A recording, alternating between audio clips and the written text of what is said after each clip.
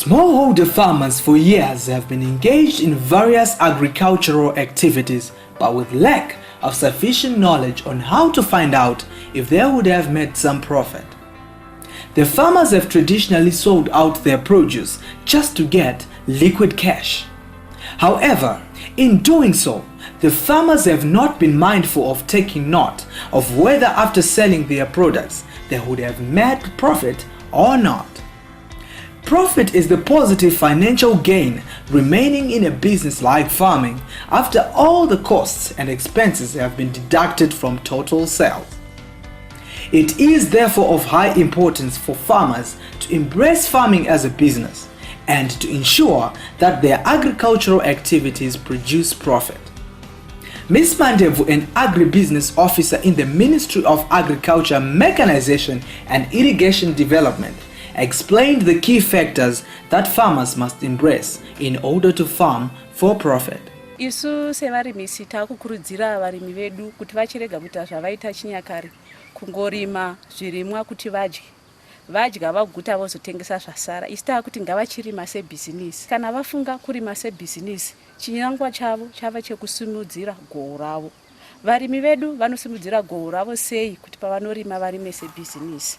Chekutanga tinoda kuti vatarise land yavachanoshandisa. Kana tichitaura nezveland tinotarisa kuti ngavaone kuti ivhu kana kuti minda yavanorima ine ivhu rakanaka. Uyezve tinoti vatarise nyaya dzemvura nekuti pakurima sebhizinisi mvura inokoshera varimi vedu pavanenge vachirima. Chimwezve chinofanirwa kutariswa nevarimi vedu kana vakurima sebhizinisi, vanofanirwa kuona kuti vane capital yekutangisa here pavanenge vachirima. Kana tichitaura nezvecapital tinenge tichitarisa kuti vane mari hard cash here yekuti vashandise pakurima pavo. Uyezve kana voda kurima sebhizinisi vanofanirwa kuinvesta mukutenga machinery zvavachashandisa pakurima. Varimi vadoko vanokwanisa kuwedzera chero mapadza. Varimi vachizoenda nekukura kwavo sevarimi vanenge vamubhizinisi kutengawo matarakita, magejo, makarivheti kana kuzotenga zvekukohweza zvavanokwanisa kuzoshandisa pakukohwa kwavo. Tiripo pakurima sebhizinesi tinoti varimi vedu ngavatarise nyaya dzelabor. Nekuti varimi vazhinji vanofira panyaya yelabor kuti vanorima zvakawanda vozotambura kuzvisakura kana kuzvikohwa. Saka tinoti ngavatarisise kuti labor vanogona kuiwana ivo semhuri kana vakawanda, asi kana vasina vanokwanisa kuhaya, kuita yekuhaya kana mari dzavo vainadzo. Uyezve vasati vapinda mukuchiisa seed yavo pasi tinovakurudzira kuti vatange vaziva kuti vachanotengeserera kupi, nekuti hazvibetseri kurima zvatatakurudzira nazvo kuti vawedzere mayields avo vozoshayiwa kwekunotengesera zvoora zvongotsakatika vainazvo. Uyezve takuda kuti varimi vedu vachingorega kungorima kungoti zvandawana chese muvhu, asi tiri kuti ngavatarise maenterprise anovapa mari. Izvi vanozviita kana vachishanda nemadhumeni anenge ari padhuze kuti vakwanise kuita mabhajeti nekuziva kuti chavangatarisira pavanenge varima chirimwa ichi zvakawanda sei.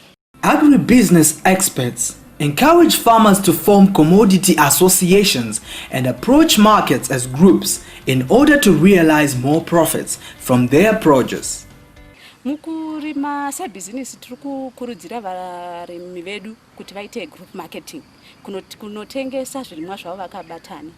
Zvinobetsera varimi vedu nekuti mukatarisa mazuva ano market information iri kunyanya varimi vedu vari kunetseka kuiwana, kunyanya vari kurima vari kumamisha vanonzwa zvakasiyana siyana nekuda kwematekinoloji avapo, asi zvimwe zvacho hazvisi kuvabetsera pakunotengesa. Saka tiri kuti vakanotengesa vakabatana vanobetserana neinformation yavanenge vanzwa zvichibva kunzvimbo yakasiyana siyana, kuita kuti pavanosvika kumarket vanenge voziva zvinotarisirwa nemarket, uyezve kuti vanonotengesa zvirimwa zvavo sei uyewo nemari. Izvi zvinovabetsera kuti vaonewo mari yakawanda pazvirimwa zvavo. Gross margin calculation is one key component in farming for profit. Gross margin is the difference between revenue realized after selling of goods and the expenses incurred during the production of the goods. The calculation of the gross margin is sales minus cost of goods sold. These costs include inputs like seeds, pesticides, land preparation, labor, and transport to market for crops or vaccines, animal chemicals, and feeds for livestock. Sabina Mushayavanu from Agritex in Kwekwe district explained the importance for farmers to be mindful of gross margin calculations and gave a practical example in maize farming. Tichishanda nevarimi tinovakurudzira kuti kurima business. Saka tichivazivisa kuti kurima business tinenge kuti havafani kungorima vasina profit yavanenge vachiwana. Kana season yakutanga muna June, July, August tinoita mabudgets navo tichivakurudzira kuti vange vachiplana kuitira mwaka unenge uchitevera. Saka tinovati patinosangana navo pamusangano tinoita musangano navo tobva taita mabudgets embeu dzakasiyana siyana. Patinoita nawo mbeu dzakasiyana siyana pai tinenge da kuti vakwanise kunge vachibuda nembeu yaanenge achiona kuti inogona kunge ichimupa profit yakawanda asina zvakawanda zvaanenge arasikirwa nazvo. Saka chinangwa chatinenge ichiitira iwayo mabudgets iwayo tinenge ichiti munhu zvinogona kumubatsira kuti aplane zvakanaka kuti anenge achazoda kurima chii uye anokwanisa kuzviwana here, mainputs acho anenge aida kushandisiwa anokwanisa kuafoda here zvindirana nemari dzinenge dziripo pamarket. Patinoita tinobva taenda tonovaudza requirements anenge achidiwa semainputs. Kana tichiti sechibage toti sechibage tinenge ichiti tinotanga tamuudza kuti pahekta imwe chete panodiwa mbeu yakawanda zvakaita sei. Saka tinobva tavaudza kuti pahekta imwe chete panenge pachidiwa 25 kgs dzembeu. Then tobva taona kuti iri kuita mari tobva tanyora. Tinenge ichitarisira kuti anenge achikwanisa kunge ashandisa futi 100 to 150 kgs dzetop dressing. Saka tinobva tadzikosta futi ipapo. Tinezenge ichitarisira kuti murimi kwaanenge achienda kunotenga anofanira kunge achiisa futi transport cost yake yaanenge ashandisa kwaanenge achienda kunotenga anoinyorazve ipapo.